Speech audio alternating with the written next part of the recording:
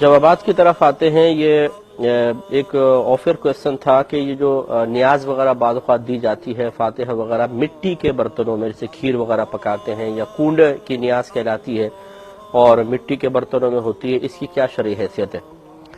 دیکھیں, سب سے پہلے بات سمجھ لیں کہ اگر کوئی شخص انتقال کر جائے اور اس کے ایصال ثواب کی غرض سے آپ کسی کو کھانا کھلاتے ہیں, آپ کا قصد و ارادہ یہ ہے کہ وہ شخص کھانا کھائے گا, اس کا ثواب ملے گا اور اس ثواب میں سے اس مردے کو بھی فائدہ پہنچ جائے, تو یہ تو شرعاً بالکل جائز ہے اور نبی کریم صلی اللہ علیہ وسلم سے اجازت یافتہ ہے. کثیر صحابہ کرام علیہم رضوان نے اپنے والدین کی طرف سے حج بدل کی ہیں اور یقینی سی بات ہے کہ وہ عبادت بھی ادا ہوگی, اس پہ ثواب کا ترتب بھی ہوگا اور لازم بات ہے کہ حج کرنے والے کو بھی ثواب ملے گا اور جس کی طرف سے انہوں نے حج کیا اس تک بھی ثواب ضرور پہنچے گا. معلوم یہ ہوا کہ شریعت یہ تصور تو دیتی ہے کہ عمل کوئی کرے اور اس کا فائدہ کوئی اور بھی اٹھا لے. اسی طرح دعا ہے, یہ ایک عمل ہے. اگر میں مردوں کے لیے دعا کرتا ہوں تو یقینی سی بات ہے کہ اس پر ان کو ثواب بھی ملے گا, مغفرت بھی بعض اوقات ہو جاتی ہے. تو یہ شریعت ہمیں خود تصور دیتی ہے کہ عمل آپ کریں اور اس کا فائدہ دوسرے تک پہنچ جائے, اس میں شرعاً کوئی ممنوع چیز نہیں ہے.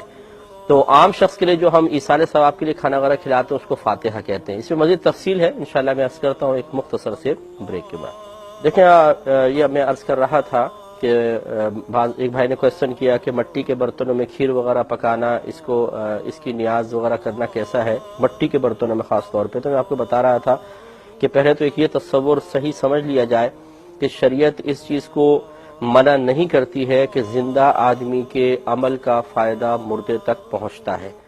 اب اگر آپ ایصال ثواب کی غرض سے کوئی نیک عمل کرتے ہیں اور وہ ثواب اس تک پہنچے, یہ شریعت ہمیں تصور دے رہی ہے تو بالکل پہنچے گا. عام آدمی کے لیے جو کھانا وغیرہ پکا کے کھلایا جاتا ہے اس کو فاتحہ کہہ دیتے ہیں, اور کسی بزرگ کے لیے بزرگ شخصیت کے ایصال ثواب کی غرض سے کوئی کھانا وغیرہ کھلایا جائے تو اس کو ادباً نیاز کہہ دیا جاتا ہے.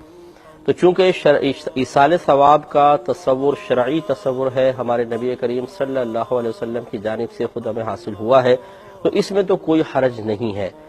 لیکن یہ قیودات لگانا کہ جی مٹی کے برتن میں ہوگی یا مٹی کے کنڈوں میں ہوگی, یا بعض اوقات ایسا ہوتا ہے کہ جس کمرے میں پڑے ہیں اسی میں کھانا ہوگا, دوسری جگہ لے جانا منع ہے, یا بعض لوگ کہتے ہیں جی بی بی فاطمہ رضی اللہ تعالی عنہا کی نیاز ہے سے مرد نہیں کھائیں گے. یہ تمام اضافے ہیں اور اگر ان کو لازم و ضروری سمجھ کے کیا جائے تو ناجائز بھی ہے. لازم و ضروری سمجھ کر, اگر لازم و ضروری نہیں سمجھتے, نظریہ یہی ہے کہ چاہے کانچ کے برتنوں میں کریں, چاہے مٹی کے برتن میں رکھیں, چاہے کہیں پر بھی سب جائز ہے, لیکن چلے مٹی کے برتن کسی خاص واقعے سے نسبت کی بنا پر, کسی خاص وجہ سے یہ ایک لوگوں میں رواج جاری ہو گیا, وہ کر رہے ہیں اور دوسرے کو ناجائز نہیں سمجھتے ہیں, تو پھر اس میں کوئی حرج نہیں ہے. لیکن لازم و ضروری سمجھیں کہ مٹی کے برتن میں ہی ہو سکتا ہے, اس کے علاوہ نہیں ہو سکتا, یہ غلط ہوگا. تو خلاصہ کلام یہ ہے کہ بعض اوقات ہم سمجھتے ہیں شاید نیاز جو ہے یا فاتحہ وغیرہ کھانا ہے یہ غیر اللہ کے لیے ہوتا ہے. یہ غیر اللہ کے لیے نہیں ہے, اللہ کے لیے ہے. کھانا اللہ کے لیے کھلایا جائے گا, اللہ تبارک و تعالیٰ کی رضا ہی مقصود ہوگی. صرف قصد و ارادہ پیچھے یہ اگر ہو کہ کھانا ہم اللہ تعالیٰ کے لیے کھلا رہے ہیں, لیکن اس کا جو ثواب ملے گا اللہ تعالیٰ اس میں سے فلاں مردے کو بھی حصے دار بنا دے, اس میں شرعاً کوئی حرج نہیں ہے. نیک عمل صرف اللہ کے لیے ہوگا, یاد رکھیں. ہاں, اسے ہم منسوب کر دیتے ہیں کہ بھئی یہ سارے ثواب کس کے لیے کر رہے ہیں, فلاں کے لیے. تو مقصود ہوتا ہے کہ ثواب کا پہنچنے کا یا بھیجنے کا قصد و ارادہ فلاں کے لیے ہے, لیکن وہ عمل کس لیے کر رہے ہیں, اللہ تعالیٰ کی رضا کے لیے, تو اس میں شرعاً کوئی حرج نہیں ہے.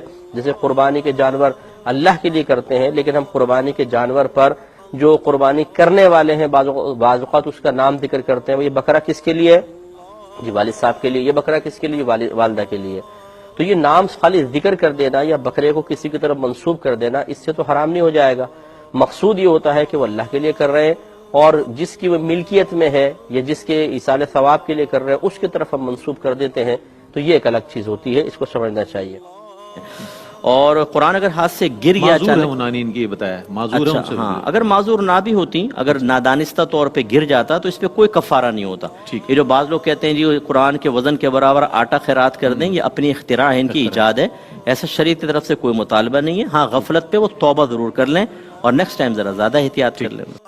لیکن انہوں نے فرمایا کہ میرا بیٹا 20 دن سے بڑا پریشان ہے، اسے اس کی بیوی پریگننٹ ہے، تو ایسا لگتا ہے کہ شاید میری بیوی مر جائے گی، اور اس کی الٹی آنکھ پھڑکتی ہے، تو کسی نے اس کو سمجھا دیا ہوگا کہ بیٹا الٹی آنکھ پھڑکے تو بیوی ادھر ادھر ہو جائے گی، تو اب وہ پریشان ہے بیچارہ۔